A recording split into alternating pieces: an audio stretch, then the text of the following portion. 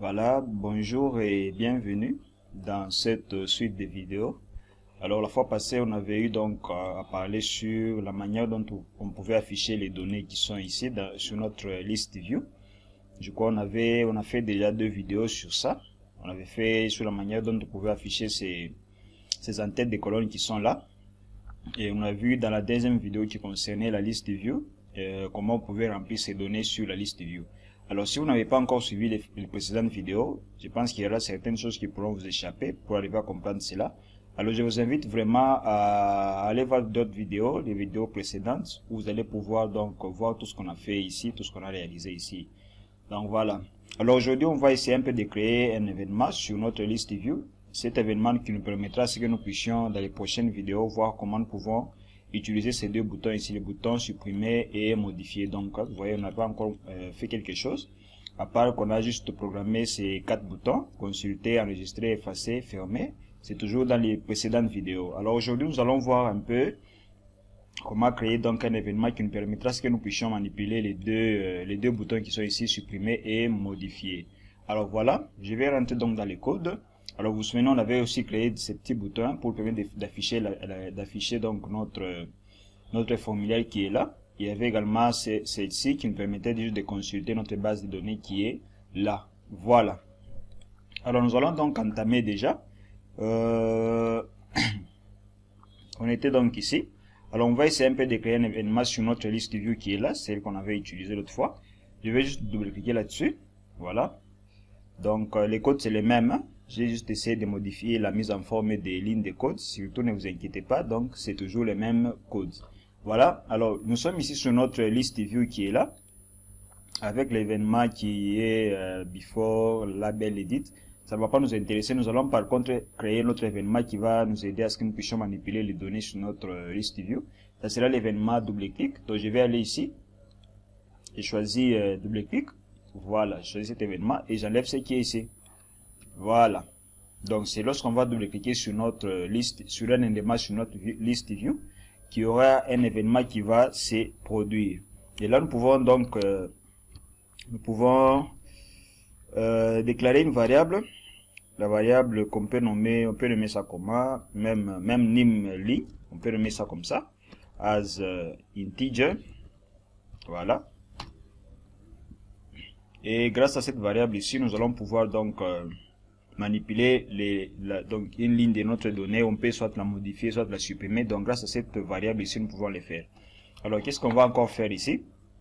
Je vais dire si dans notre liste view il n'y a aucun élément, et bien qu'on puisse sortir de la procédure au lieu qu'on puisse manipuler dans les vides. Alors on peut juste mettre une condition nous permettant c'est que lorsque dans notre liste view il n'y a aucun élément, qu'on puisse sortir de la procédure. Alors je lui dis if me, je mets point list view point list items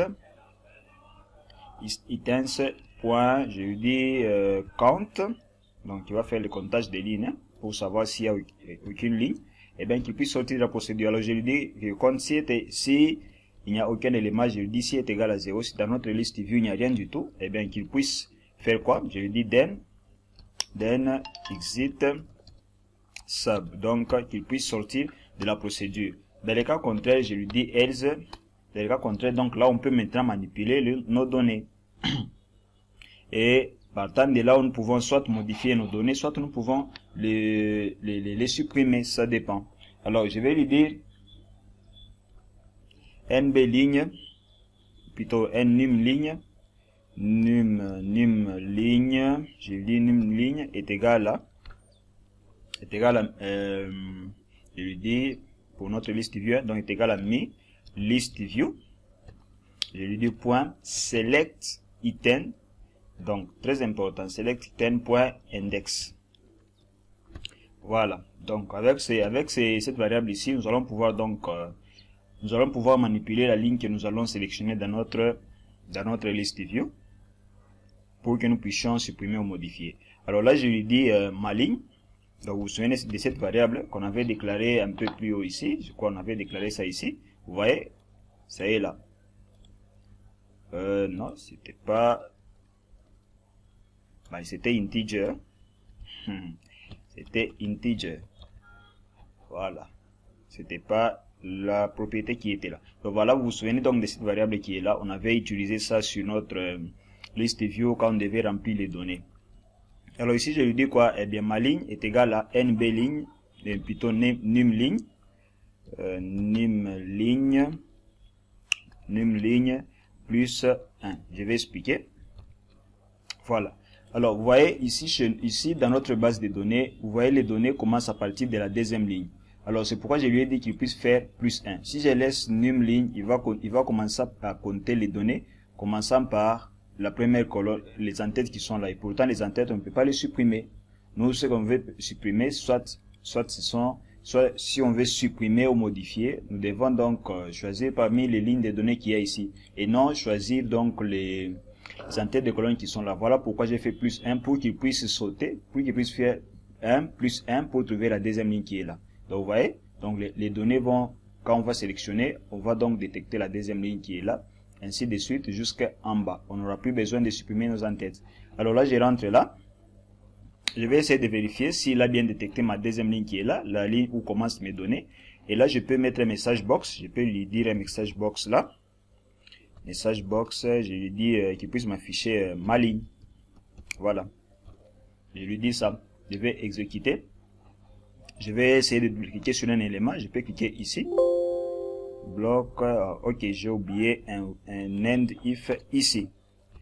End if. Voilà. Et là, on peut démarrer ça. Voilà. Donc, vous voyez, il vient de détecter, c'est la deuxième ligne. Si je double-clique ici, il me donne troisième ligne. Si je double-clique ici, c'est la quatrième ligne. Et si vous vérifiez ici, dans notre base de données, c'est la quatrième ligne ici. Bien évidemment, là, c'est écrit, le titre de l'ouvrage, c'est la mauve. Vous allez voir que c'est la quatrième ligne. Donc, là, déjà, c'est OK. Donc, on peut rentrer. Et on peut mettre ça en commentaire ou on peut carrément effacer. Voilà. Je pense que là, c'est bon. Alors, qu'est-ce qu'on va encore lui dire? Eh bien, nous voulons assez que lorsqu'il va double-cliquer sur, lorsqu'on va double-cliquer sur un élément, qu'il puisse affecter donc les données dans chaque zone. Donc, vous voyez ici, par exemple, les titres de l'ouvrage, qu'il puisse entrer là-bas, les noms de l'auteur, qu'il puisse aller dans les noms de l'auteur, ainsi de suite. Et là, nous pourrons donc faire quoi? Nous pouvons modifier l'élément très facilement. Nous pouvons ou soit les supprimer carrément. Alors, je ferme là. Alors, qu'est-ce que je lui dis encore? Je rentre ici. J'essaie un peu d'espacer. On fait ça. Alors, je lui dis with me.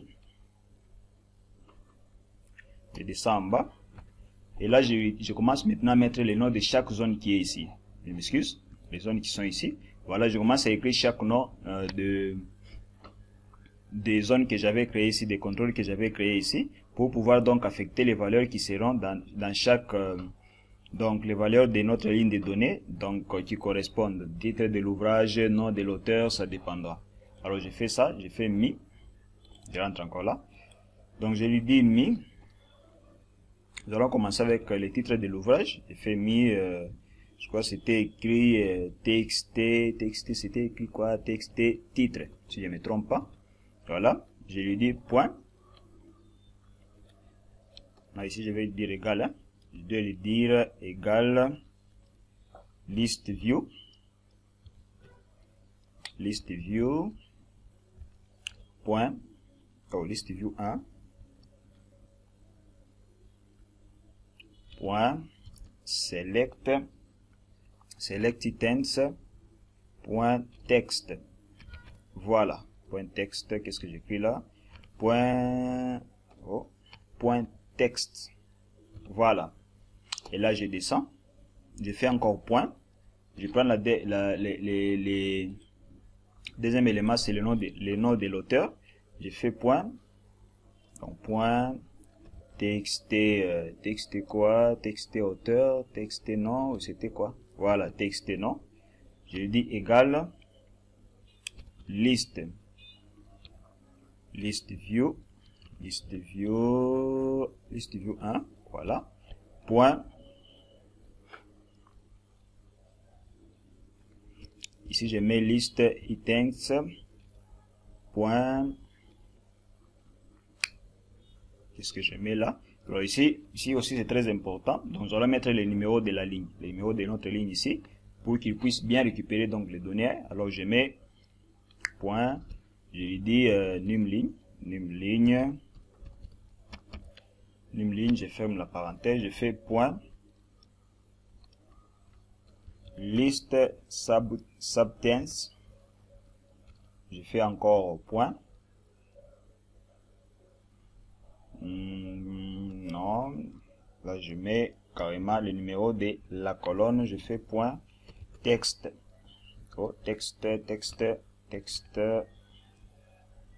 voilà, j'enregistre. Donc en soi c'est quoi? Donc lorsque nous allons sélectionner l'élément ici dans notre liste view, il va commencer à affecter donc chaque donnée selon donc la case qui les convient. Alors vous voyez ici j'ai commencé par mettre ça, le titre. Ça sera considéré comme la première colonne, les données de la première colonne de la ligne qui sera sélectionnée.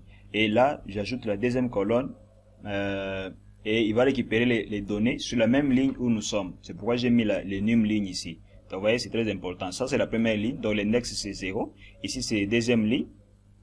Et l'index, c'est 1. Donc parce que quand nous sommes en Excel, ça commence ici 0, 1, 2, ainsi de suite. Ça ne commence pas 1, 2, jusqu'à au-delà, non. Ça commence 0 jusqu'au-delà. C'est pourquoi c'est très important. Donc ici, je mets 1.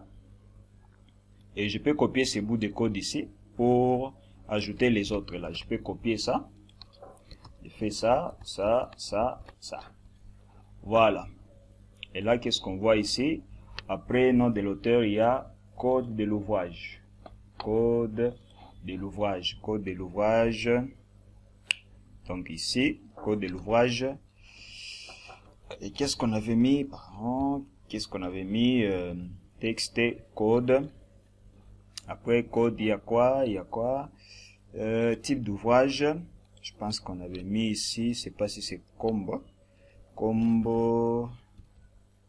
type, je crois. Et ici je mets ici c'était qu'est-ce qu'il y a après? Num rangé. Je crois c'était txt. Je crois c'était txt num. Non, texte rangé. Et qu'est-ce qu'il y a encore après rangé? Qu'est-ce qu'il y a encore? Num étagère. Donc c'était, je crois, texte étagère, je sais pas. On va voir ce qui va sortir. Texte état. Je crois que c'était ça. Donc je peux encore copier ici en bas. Allez. Et l'autre enfin. Allez. Donc je peux arranger ça, que ce soit un peu comme ça, non? Je peux mettre les deux ici, les arranger pour que ça puisse très bien sortir. Voilà. Donc après ça, je crois il y a date, txt et année, et ici je crois c'est txt date. Txt date. Voilà. Allez. J'enregistre. Et là, je peux fermer le with. Je fais end with. Voilà. Donc là, il va bien récupérer. Et là, ici, je vais aussi changer le numéro de colonne. Là, c'était 1. Ici, ça sera 2. Ici, ça sera 3. Là, ça sera 4. Là, ça sera 5. Là, ça sera 6. Ici, on aura 7. Voilà. Alors là, je crois qu'on peut essayer de tester pour voir si ça va donner quelque chose. Donc, on peut déjà tester, voilà.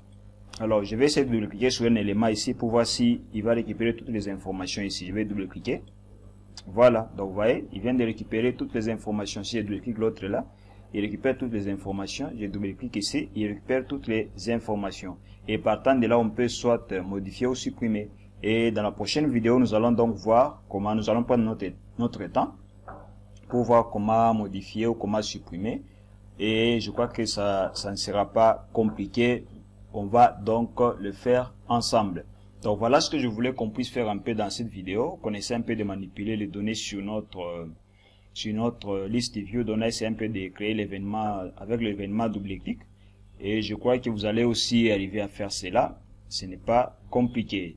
Si vous avez des petits soucis, n'hésitez pas à me l'écrire en commentaire. Je suis là pour pouvoir vous assister, pour pouvoir aussi vous aider à bien comprendre à bien comprendre Excel avancé, Excel visuel basique. Et j'espère également qu'après avoir suivi cette vidéo, vous n'allez surtout pas hésiter à vous abonner en cliquant sur le petit bouton qui est en bas s'abonner. Et vous allez également partager cette vidéo. Alors pour aujourd'hui, on se dit ciao et à la prochaine vidéo.